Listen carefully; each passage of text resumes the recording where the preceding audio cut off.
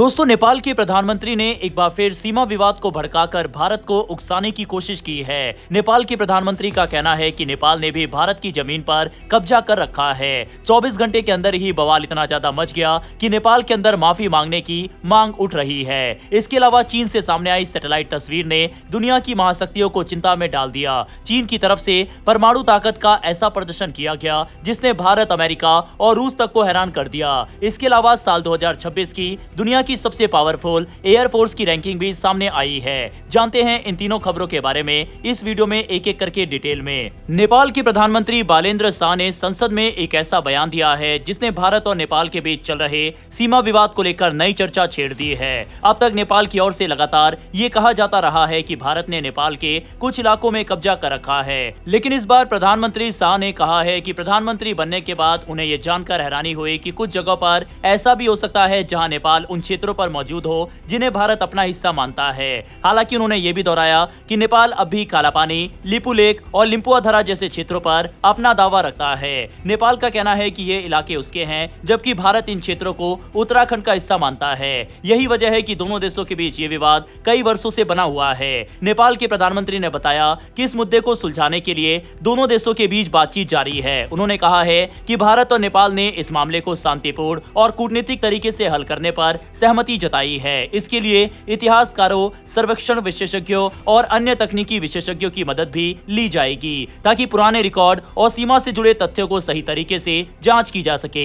शाह ने यह भी बताया कि नेपाल ने इस विषय पर चीन और ब्रिटेन के साथ भी चर्चा की है। चीन इसलिए महत्वपूर्ण है क्योंकि विवादित क्षेत्र भारत, नेपाल और तिब्बत के त्रिकोणीय सीमा क्षेत्र के करीब स्थित है। वहीं ब्रिटेन का जिक्र इसलिए आया क्योंकि इस सीमा विवाद की जड़ें ब्रिटिश शासन के समय हुए समझौतों और नक्शों से जुड़ी हुई मानी जाती है। लेकिन प्रधानमंत्री शाह के इस बयान पर नेपाल के भीतर ही सवाल उठने लगे हैं। नेपाल के पूर्व राजदूत नीलांबर आचार्य ने कहा है कि उनके पास ऐसी कोई आधिकारिक जानकारी नहीं है जिससे ये साबित हो कि नेपाल ने भारतीय क्षेत्र पर कब्जा किया हो। उन्होंने ये भी बताया कि भारत और नेपाल के बीच लगभग 97% सीमा संबंधित विवाद पहले ही सुलझाए जा चुके हैं और केवल कुछ हिस्सों को लेकर मतभेद बाकी है। एक अन्य पूर्व राजदूत दीप कुमार उपाध्याय ने भी कहा है कि भारत ने कभी आधिकारिक रूप से ये शिकायत नहीं की है कि नेपाल ने उसकी जमीन पर कब्जा किया है। वहीं सीमा मामलों के विशेषज्ञ बुद्धि नारायण श्रेष्ठ ने भी प्रधानमंत्री के इस दावे से असहमति जताई और कहा कि नेपाल ने कभी भारतीय क्षेत्र में अपना नियंत्रण नहीं बढ़ाया। फिलहाल भारत और नेपाल दोनों ही इस मुद्दे को बातचीत के जरिए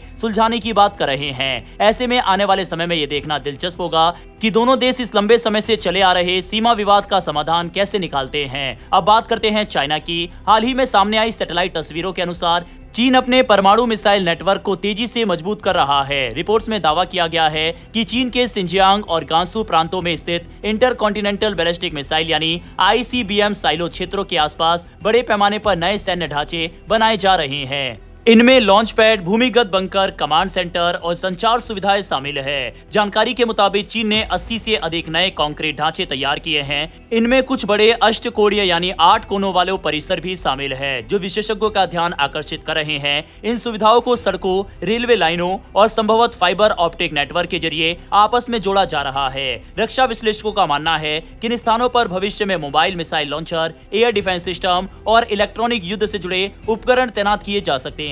विशेषज्ञों के अनुसार इस पूरे निर्माण का सबसे बड़ा उद्देश्य चीन की परमाणु प्रतिरोधक क्षमता को मजबूत करना है। सरल शब्दों में कहें तो अगर किसी दुश्मन देश द्वारा चीन पर पहले परमाणु हमला किया जाता है तब भी चीन जवाबी हमला करने की स्थिति में रहे। इसे सैन्य भाषा में सेकेंड स्ट्राइक कैपेबिलिटी कहा जाता है। यही किसी भी परमाणु शक्ति की सबसे महत्वपूर्ण रणनीतिक क्षमता मानी जाती है। ये घटनाक्रम ऐसे समय सामने आया है जब चीन और अमेरिका के संबंध पहले से ही तनावपूर्ण बने हुए हैं। खासकर ताइवान को लेकर दोनों देशों के बीच लगातार मतभेद बढ़ रहे हैं। कुछ पश्चिमी विशेषज्ञों का मानना है कि भविष्य में यदि ताइवान को लेकर कोई बड़ा सैन्य संकट पैदा होता है तो चीन अपनी परमाणु क्षमता का उपयोग दूसरे देशों को हस्तक्षेप से रोकने के लिए दबाव के रूप में भी कर सकता है।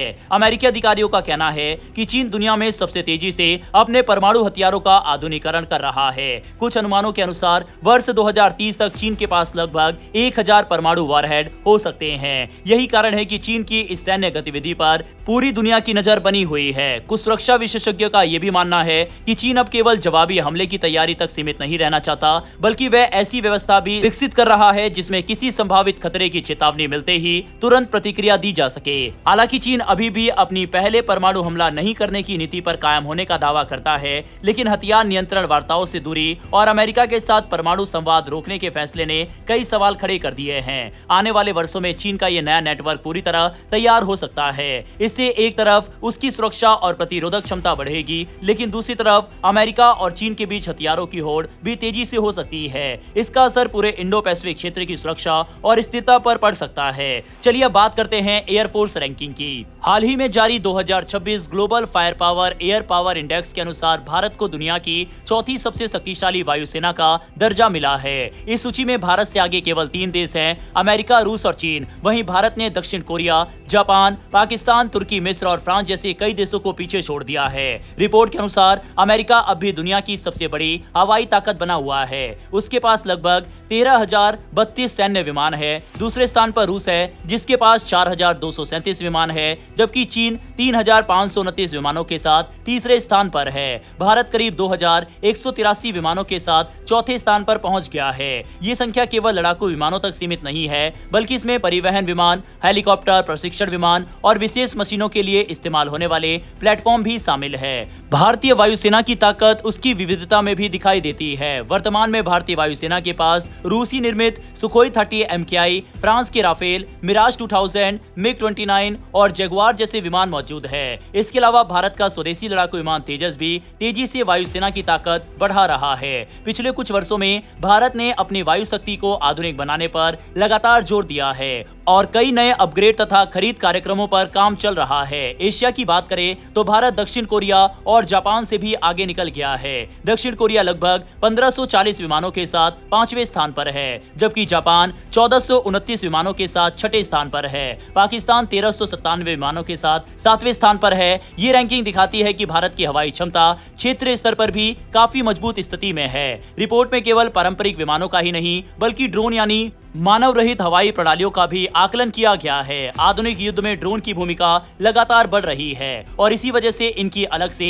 रैंकिंग तैयार की गई है। इस सूची में अमेरिका करीब 12,000 ड्रोन के साथ पहले स्थान पर है, चीन 8,500 ड्रोन के साथ दूसरे और रूस 5,000 ड्रोन के साथ तीसरे स्थान पर है। भारत को ड्रोन शक्ति के मामले में दुनिया में 6ठा स्थान मिला है। रिपोर्ट के अनुसार भारत के पास लगभग 2100 मानव रहित हवाई प्रणालियां हैं। पिछले कुछ वर्षों में भारत ने निगरानी ड्रोन, सशस्त्र ड्रोन, लॉइटरिंग मुनिशन और स्वचालित प्रणालियों पर निवेश बढ़ाया है। रक्षा अनुसंधान एवं विकास संगठन यानी DRDO और निजी क्षेत्र की कई कंपनियां इस दिशा में तेजी से काम कर रही है। बहरहाल दोस्तों, इस वीडियो में इतना ही। डिफेंस और वर्ल्ड अफेयर से जुड़ी ऐसी वीडियो देखना अगर आपको पसंद है तो मेरी एक छोटी सी रिक्वेस्ट है कि नीचे दिए गए सब्सक्राइब बटन को प्रेस कर बेल आइकन को जरूर दबा ले, जिससे हमारी डेली ऐसी वीडियो आप तक सबसे पहले पहुंच सके। फिर मिलेंगे ऐसी एक नई वीडियो के साथ। धन्यवाद। जय हिंद, जय भारत।